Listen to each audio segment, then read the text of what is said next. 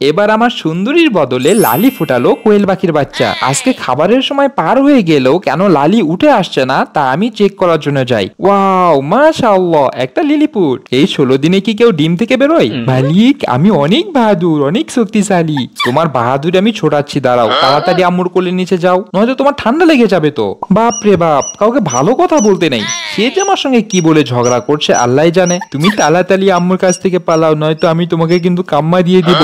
উলি বাবা, উলি বাবা, আমি তো ভয় পেয়ে গিয়েছি। পরের দিন গিয়ে দেখি লিলিপুটের আরো 15টা বাহিনী হয়ে গেছে।